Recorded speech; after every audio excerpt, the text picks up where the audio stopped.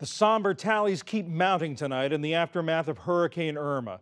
The death toll has risen to 55. Many thousands are struggling to get back home across Florida, and officials are rushing aid to the state's hardest hit areas.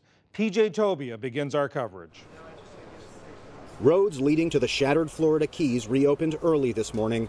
People lined up in cars, anxious to return to their homes, or whatever remains of them, and tensions were running high. Right now, we don't know where to go. Some found lawns filled with debris, siding ripped off their houses, trailer homes and boats knocked over like toy models. Governor Rick Scott flew over Florida's coast on Monday. If you're in the Keys, you've seen the pictures. The trailer parks, it's like everybody just tipped everything over. You're just praying that everybody's alive. I've been talking to the people down there. We're still having in the Keys issues with getting the water started back up, sewage, and their power back up. Scott says the bridges linking the Keys do not appear damaged, but he urged caution as engineers make inspections. Even though you can see that people are traveling, you're not sure that on the bridges they can take any significant weight. In Washington, head of the Federal Emergency Management Agency, FEMA, gave a somber assessment. 25% of the houses initially have been destroyed and 65% have major damage. Basically every house in the Keys was impacted in some way or another. This is why we ask people to leave. All told, 6.5 million Floridians were asked to leave before the storm, one of the largest evacuation orders in U.S. history. Today, many who were part of the mass exodus sat in lines of traffic on their way back in. Some are returning to beachfront homes beyond repair. Nearly all will find they have no power. Millions lost electricity during the storm, and Florida's largest power company says they'll have longer to wait before it's restored. The eastern portion of Florida had less damage in some respects than the western side of our state. So along the eastern seaboard, if you will, the eastern portion of our territory, we expect to be essentially restored for all customers by the end of this coming weekend. As far as the west coast of Florida, if you will, we expect to have all of our customers essentially restored by Friday, September 22nd. Flooding has compounded the woes, especially in Jacksonville in North Florida. After the St. Johns River and its tributaries overflowed onto main roads yesterday, parts of the city were still submerged today. I'm a born and raised native of Jacksonville. We've never had anything like this in the park. I survived Hurricane Dora in 1964. We had canoes, people in canoes going up and down the street because there was flooding, but never anything like this in our city ever that I've ever seen. Underwater and without electricity, Jacksonville area residents are concerned that the area's frequent high tides could mean that waters like this will stick around for some time to come. Floodwaters inundated neighborhoods in the town of Middleburg today, a half hour from downtown Jacksonville. Some residents returned to save their pets. Adding to the region's misery, life without air conditioning in 80-plus degrees. It was pretty hot. I think the next couple of days is probably going to really test our patience. In many places, like Daytona Beach, the water has receded, and homeowners now confront the hard work of recovery. And all this was like a river. Everything's like a river. And even my backyard, it was bad. It was probably the worst one I've seen. I've been here for 15 years. Meanwhile, Miami Beach reopened today despite widespread power outages. And flights resumed at airports across South Florida. States to the north also face major cleanups and recovery. As Irma passed yesterday, Charleston, South Carolina saw everything from waterspouts off the coast to storm surge flooding downtown streets. Flooding and power outages also plagued parts of Georgia, but the governor lifted a coastal evacuation order today. Here in North Florida, recovery from Hurricane Irma has just begun. But local officials have told me that it could be as long as 3 days before floodwaters like those behind me even begin to recede. Earlier today, President Trump said that he'd be coming to the state on Thursday to survey the damage himself. John?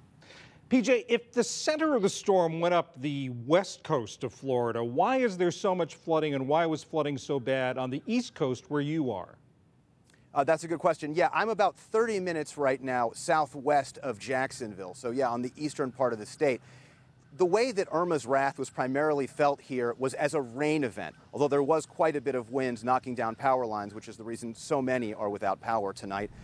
But there was so much rain, many inches, historic highs in some places. so rivers and creeks just burst their banks. This part of Florida, like much of the state, is low country, so folks are used to occasional floods a few times a year. Most of that is tidal flooding. When the tide comes in, there may be floods. When it goes out, the water quickly recedes. But add in all that rain, and you have water that sticks around and sticks around for a long time, as so many officials fear. And PJ, you're up near the Georgia border, but you've been running into a lot of people who evacuated from the Florida Keys. What have they been telling you? Yes, Central and North Florida were considered a place of refuge for folks from the Keys. We were in Orlando yesterday. Don't forget, Orlando's 5 hours or more from some parts of the Florida Keys. So in the hotels and restaurants while they were open, you'd see these folks. And at first, late last weekend, over the weekend, they were just happy to be out of the storm's wrath. Better safe than sorry, they told me. But now that they're seeing the pictures from their hometowns and folks who remained are calling them, I spoke with one woman who said she was actually kind of angry. She heard that her property, she actually owns 2 homes, her properties were more or less okay, and she desperately wants to get back to the Keys to check them out, to clean up any debris, to see if there is any damage, say, to the roof, to prevent any further damage if it rains more. So there's actually quite a bit of anger that they left, and now they may not be able to get in because bridges may be out and roads may be closed. You know, the folks down there in Florida have been on edge about this storm for more than a week now. What's the mood like? What are people feeling? Yeah, people are definitely getting a bit cranky. The storm came this weekend, so folks have been without power in some cases for a few days. Only a very few restaurants and gas stations are open, so getting something to eat or filling up that gas tank can often be an hours-long affair. People are pretty tired of eating granola bars and peanut butter and jelly sandwiches. And so there's that. And then in addition, you know, public security officials, disaster rescue, first responders are exhausted. They've been on call, some of them, for more than a week. Today, we actually encountered a convoy of fan boats and other shallow water craft coming from neighboring states like Louisiana and Mississippi to help give some relief to those first responders who have been doing so much to try and help their communities so that they can go home and check on their own homes and their own families, John. A lot of hard work down there, including you, PJ Tobia, and producer Steve Moore. Thank you very much. Thanks so much, John. Officials in Jacksonville have many immediate concerns, but the flooding presents some long-term challenges. I spoke a little while ago with Jacksonville Mayor Lenny Curry. Mayor Curry, welcome. Can you tell us what's the latest? What's the latest situation in Jacksonville right now? Well, we're now in recovery mode. Yesterday turned into rescue day all day. So we knew this was going to be a serious event. I issued mandatory evacuations. In fact, voluntary evacuations started last Wednesday. We told people they would be mandatory by Friday, and it was just that. We knew even though it was moving west, it was still going to be serious. We told our people it was going to be a major event. And what happened yesterday morning is we recognized with new information that we had Category 3 hurricane-type storm surge coming, even though it was a tropical storm that went through. So we had to move quickly yesterday morning and have people that did not evacuate to call us. We asked them to put white flags out on their doors somewhere where we could visibly see them from the road. And our rescue crews went in with the help of state agencies as well and saved over 300 people yesterday. You say you're in a recovery mode right now. What's the biggest problem? Is it the water, the flood waters? Is it the lack of power? Yeah, the water has started to recede. Getting power back up and running. We have an independent power utility here, the JEA. So they are working to restore power. Some of their challenges are down trees, blocking roadways. So there's cut and toss crews that are clearing roads so they can get up and restore that power. What's your biggest concern right now, and what's your most pressing need? We've got a lot of needs. I want to ensure that our people have water in the time of waiting to get their power restored. Most important thing is I want to get people's electricity back up and running. And then we just have to rebuild. You know, we're going to have infrastructure issues, but we'll get through all that. The most important thing is individual lives. And the best of our best stepped up yesterday, first responders, including neighbors, and helped each other. And, you know, you recognize the simple things, the ability to have a cup of coffee with someone you care about, or spend some time with them is what matters. So we want to get power restored and get everyone's life back to normal. How long is that going to take to get all the power back? They're working aggressively. They haven't put a specific deadline on that.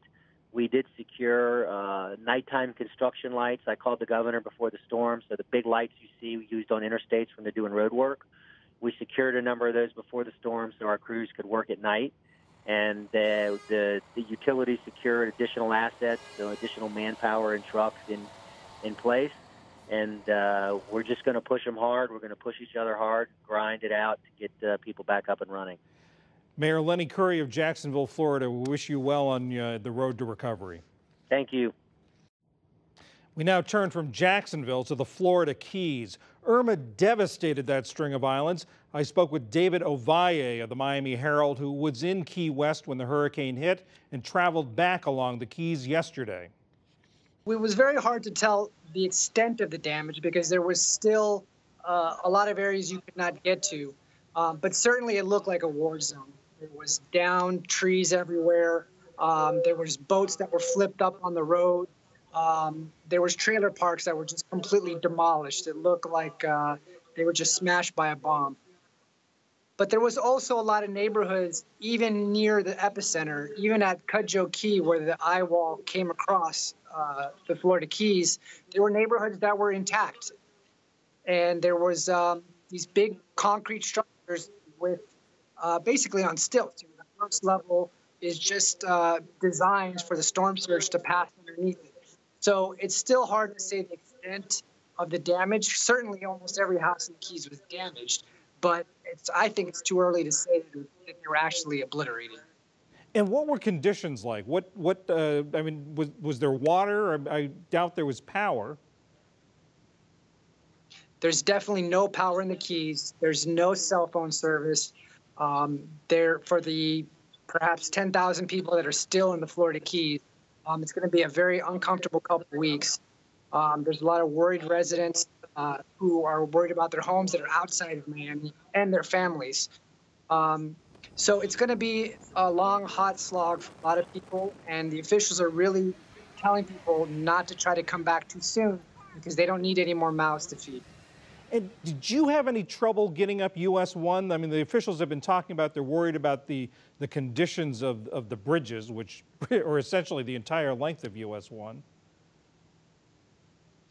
We didn't have any real trouble getting up. A couple hours after the storm, we couldn't get past a certain bridge, I believe, after Little Torch Key because there was just too much debris.